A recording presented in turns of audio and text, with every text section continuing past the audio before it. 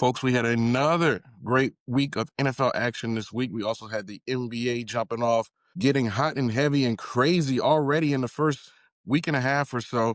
And then also we had a World Series game that was a walk-off for the ages, man. We're going to talk about it all, but first things first, this is another great episode of Oh Brother the Podcast. And I'm, of course, your host, Coop, man.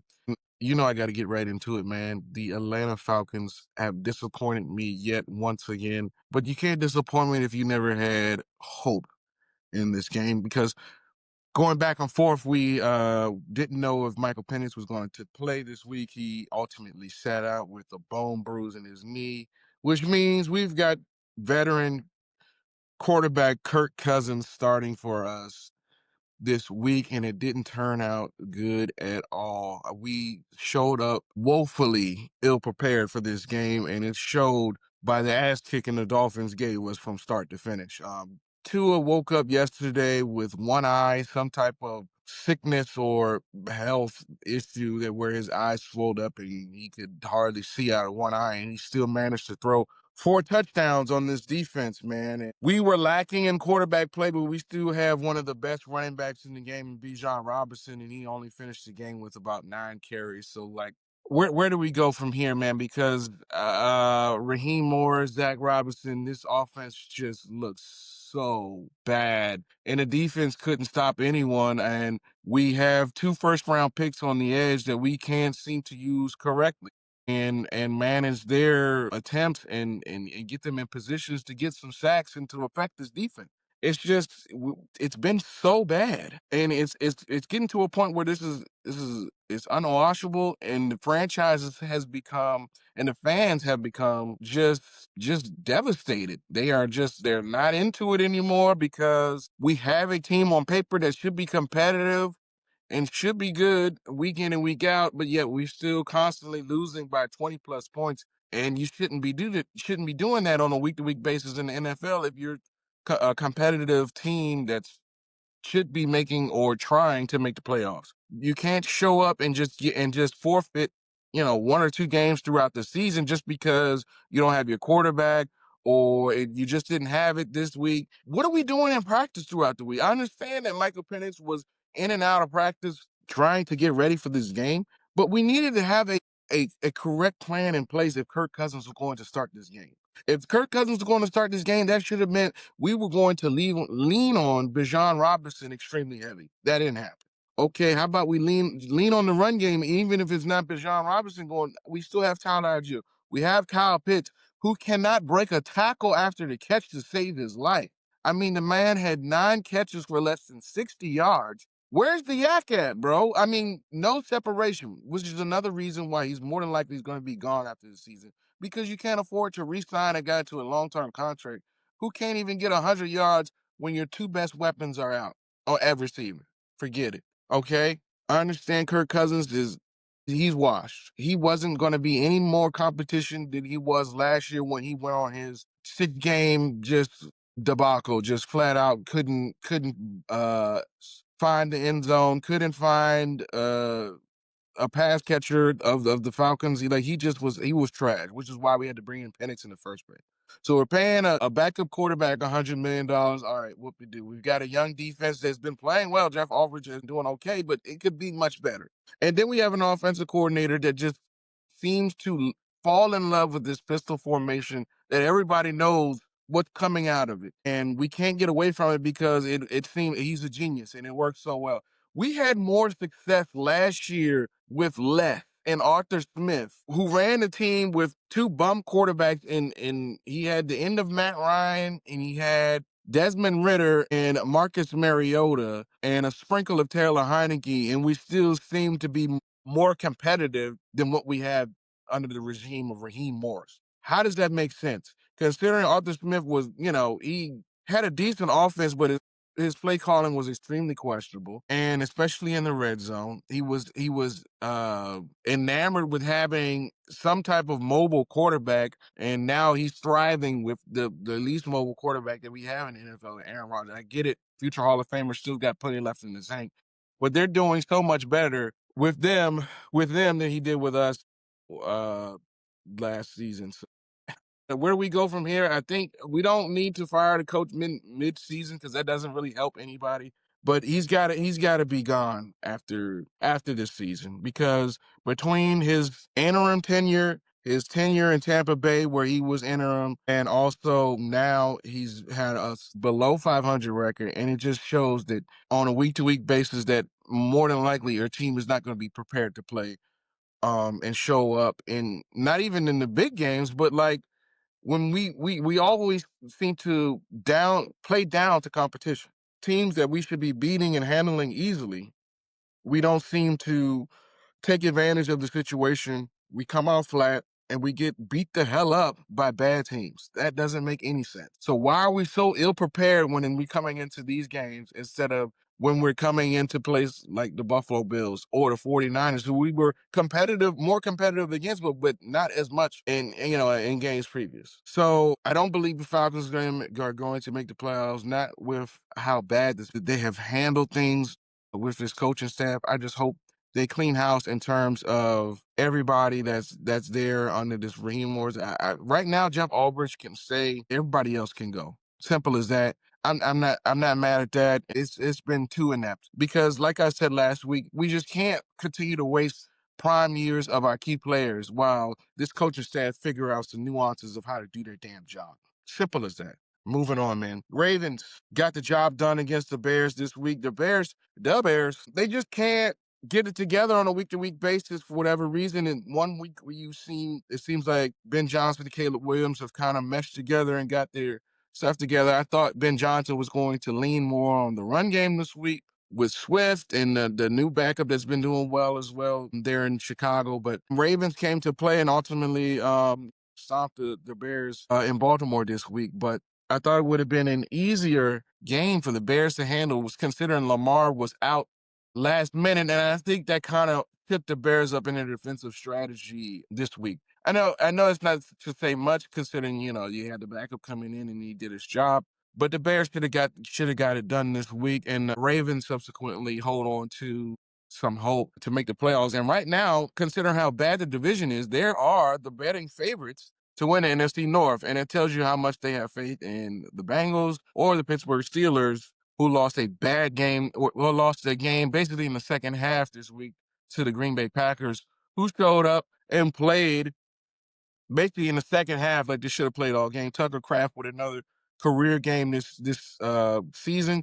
He's been playing his butt off and showed out on tight ends day this week in the last game of the window. And man, Green Bay they're looking like a solid team. I'm still in wait and see mode for them because of the secondary, what they're going to do when when teams have a whole week to really prepare for them and hammer that second and have a strategy to attack that secondary and also have a plan in place to manage Michael Parsons on the defensive line.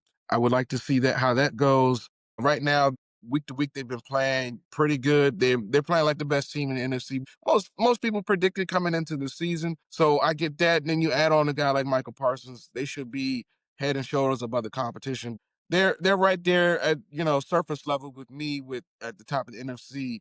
But I'm still in wait and see mode for this Green Bay Packer team. I want to see if they can pull out a close win in the playoffs and dominate competition. But the NFC is lacking these last couple of years, so the Packers should be right there in the mix. But the Steelers, I mean, like piggyback on Arthur Smith, the offense is about as good as it can be with them. It's just the defense. We've never seen a Pittsburgh Steelers defense this bad, probably in my lifetime. They can't stop the run, and their secondary members are looking very old. And Ramsey, Slay, I believe, is out there as well. So they cannot stop the run, and it doesn't look good.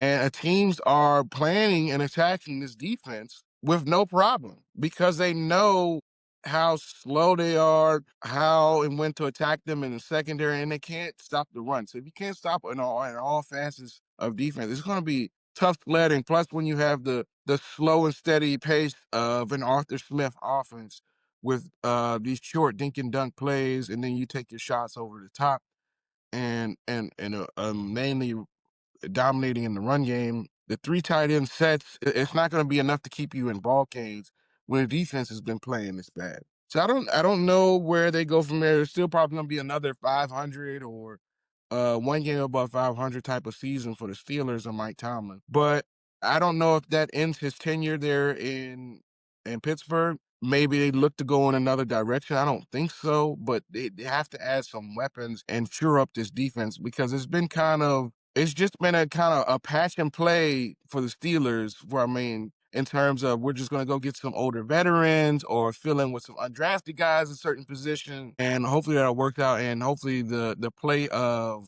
our future Hall of Fame now 40-year-old quarterback can help elevate us past the point of missing out, past the point of bad defense. It's just not going to happen most games. It's really not.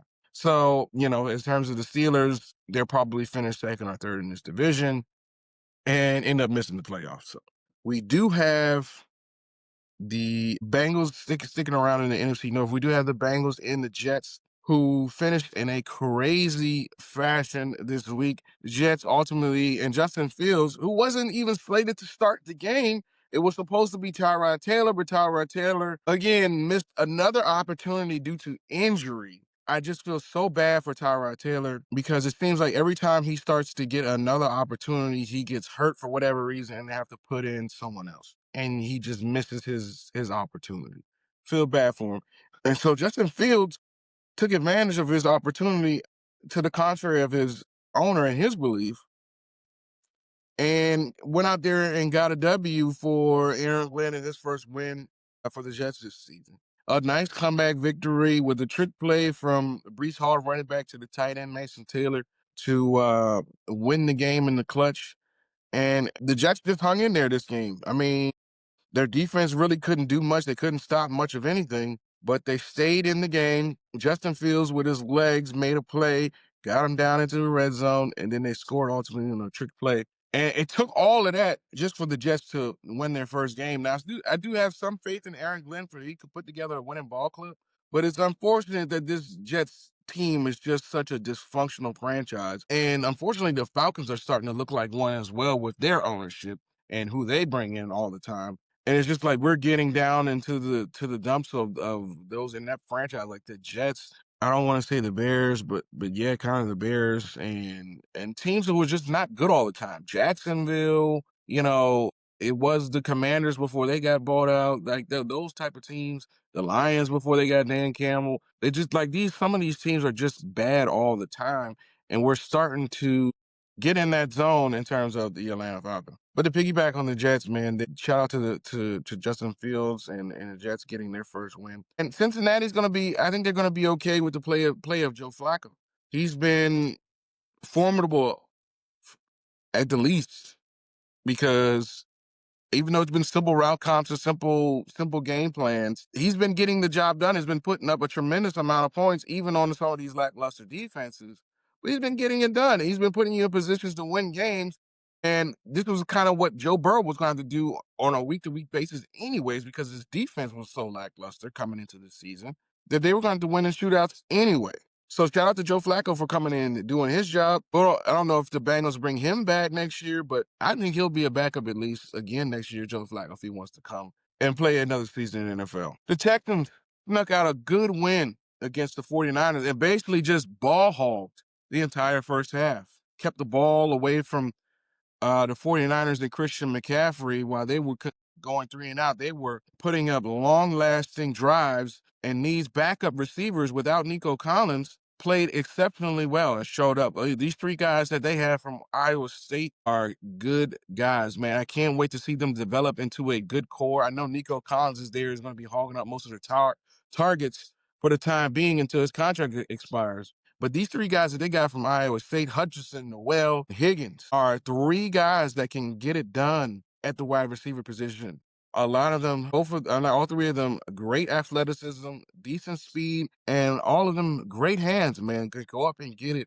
And this offense is starting to look like it's turning the corner, and we're seeing the C.J. Stroud and the receivers and the catching ability that we saw C.J. Stroud's first season. Meanwhile, the 49ers take a half a step back. The injuries, and the just a lack of offense. Even though McCaffrey didn't get 100 touches like he normally does this year, Shanahan was probably giving him a little bit of a break because of how he went in last week against the Atlanta Falcons. But I do think the 49ers will be okay because they have one of the easiest schedules in the league.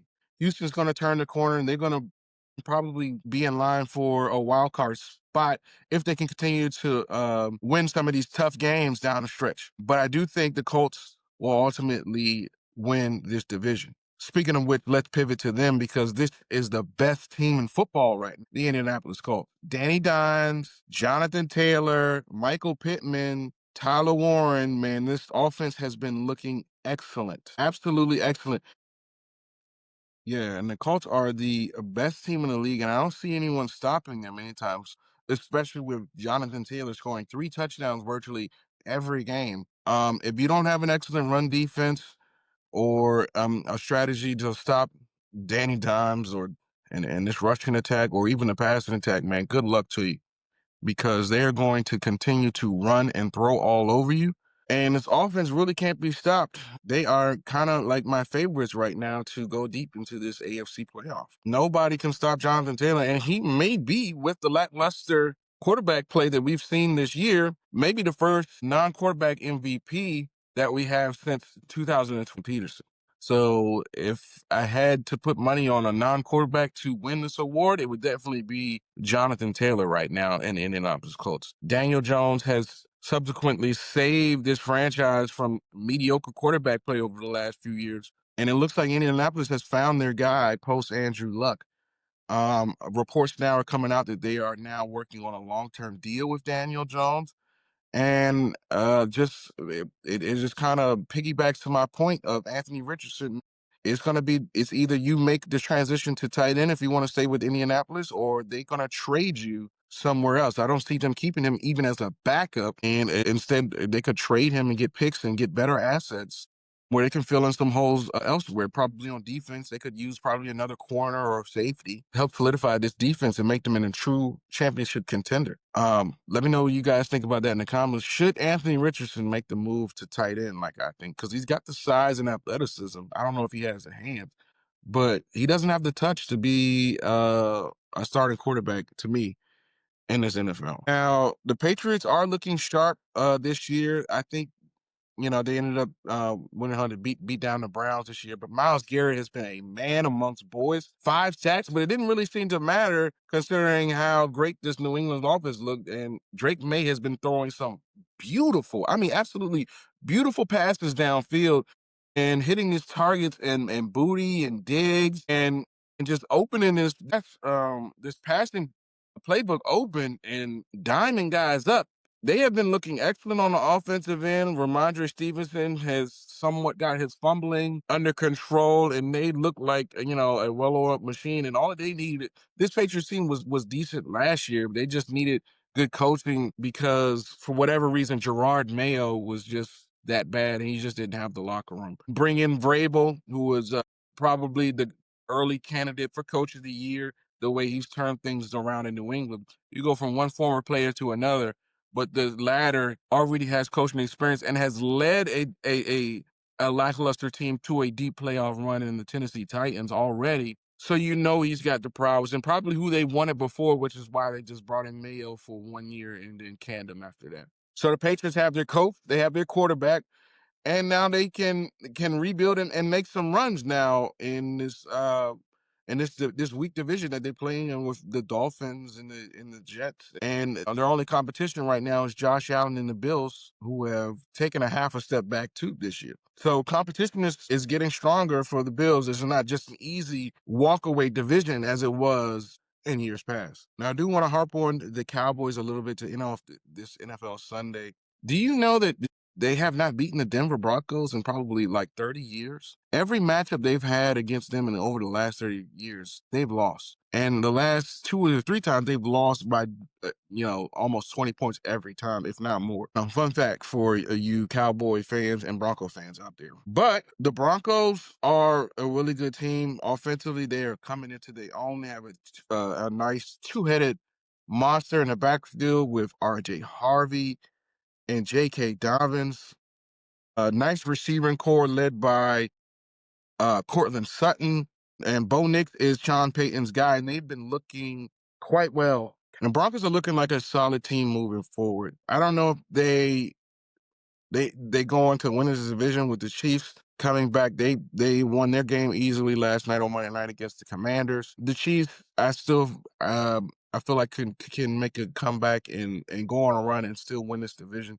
But the Broncos have a really good shot, man. They're probably going to make a run and make the playoffs again. And with their run game and their ability to rush the passer so well, they'll definitely have a shot to make a deep playoff run this season. And I really want to harp on some NBA action this week. Know that we had an amazing opening week. We've had Luka Doncic going crazy. We had, Steph Curry and the Warriors looking awesome. Debut of Cooper Flag. We've had, Aaron Gordon go for 50 Shade. Has been going nuts. But all of that being said cannot be overshadowed by the alien that we now have in the league by way of France. And his name is Victor Wembanyama. And my take this week is I feel like the play of this man can heal generational curses. What do you mean by that, Coop? Well, first things first, let me give you a quick story. So, buddy of mine from college, shout out to Mark Dollar. Shout out to you, bro. I know you're watching. Shout out to you, man. So Mark always used to tell us this story of how he became such a huge LeBron fan. Became a huge LeBron fan because one day and we were around, let's see, LeBron got drafted in 2003, so we were about 8 or 9 when LeBron was in high school and was making his way, around the sports media world. And so Mark always tells us a story about how his dad sat him down and said, "Hey, you like basketball? I know you do, but you need to watch this kid right here. He's in high school. He's about to get drafted. He's about to be the future of the NBA." And he sat down, watched that game with his dad, bonded over the play of Sir LeBron James back in the day. Said, "Hey, you need to watch this guy." And he was excellent. He went on to have nationally televised games against Carmelo Anthony and others. This is the guy who's on the cover of Sports Illustrated at, 15, 16 years old. And we knew that, you know, he he was the chosen one. Well, why can't we have the same instances with Victor Wembanyama, just with a new generation? Just even reaching back, I was telling my dad, who was falling off from, watching the NBA, lack of defense, too many threes, that type of thing. He's getting older, so his schedule has changed. So he doesn't even watch as much NBA basketball as he done in years past. He hasn't seen, I don't think, a game of Victor Wembanyama yet.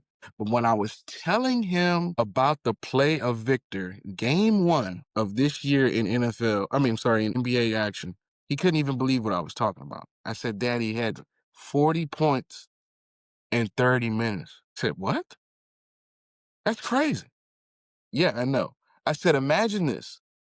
Imagine you had a guy tall as Yao Ming, because Yao Ming was 7'6". Victor Wembanyama is now listed at 7'5".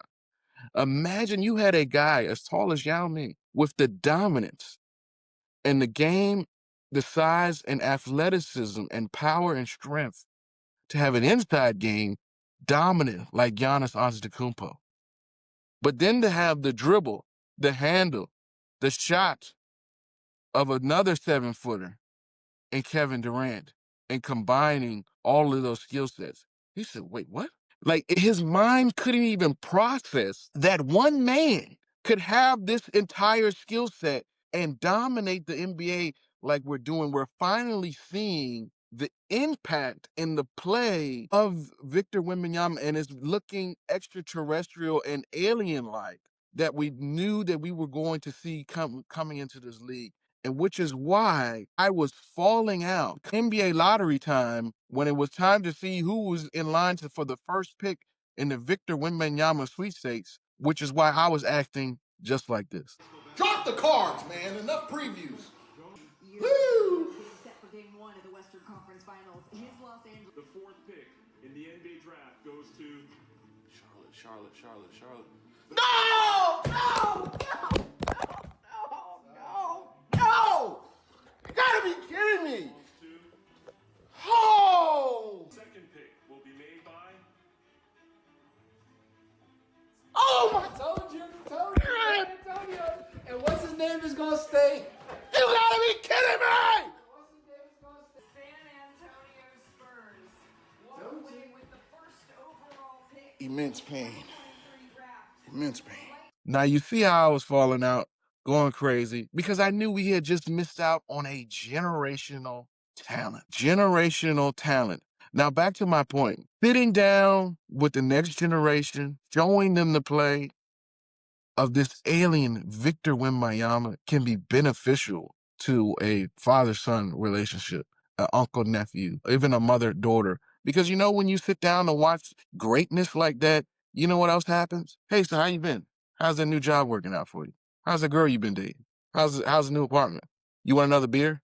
You get what I'm saying? Bonding. Bonding happens, and you never know what else could sprout from that. So from the story that I just elaborated on with Marcus and his father, the same thing could be happening for the next generation. Sitting down, watching greatness, watching dominance, and being in shock and awe of what is this alien that has come and is now dominating the NBA. Why can't it happen for the next generation, or even reaching back like me and my father to show him what's been going down? Maybe that's a stretch. I don't know. You guys let me know down in the comments. Have you sit down and watched with your parents or the older generation and show them? Have you been watching this greatness that's been given to us by Victor Wembanyama? Let me know down in the comments. But to wrap it up, man, we did have a walk-off game last night in the World Series. Freddie Freeman took us home in the 18th inning. All the players were used on both sides and both benches, and you're just not going to outlast the Dodgers in their depth. It is what it is. They came into the season with the deepest rotation, one of the better benches and lineups we've seen maybe in the major leagues and in major league history. Bullpen not as great as the other two, but still excellent. And of course, everybody's well paid. With a payroll in a lineup like that, it's going to be hard to outlast an extra innings game with the Dodgers like Toronto did last. And they're going to go on to probably smack Toronto in 5 games. That's my opinion. Dodgers were an easy favorite coming into this year, just with their, a payroll and lineup that they've had. I feel like they kind of coasted at points throughout the year to save themselves to turn it on in the playoffs, which is hard to do. But when you have such a great lineup like they do, you can rely on your guys, your core guys. Ohtani, who reached a World Series record, reached base 7 times. It's a world record for a playoff game. You got Freddie Freeman, who's Mr. Clutch in the World Series now with his hitting. Mookie Betts as well, Teoscar.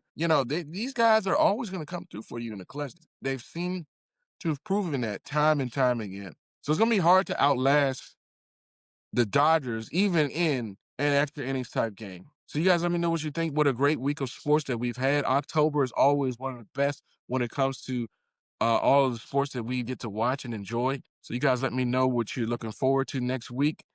And moving down the line in the NBA season, what are some of the headlines? And are you sitting down and passing this greatness on to the next generation? Let me know down in the comments. I'd like to see you guys' thoughts, and I'll catch you next week on Oh Brother. Peace.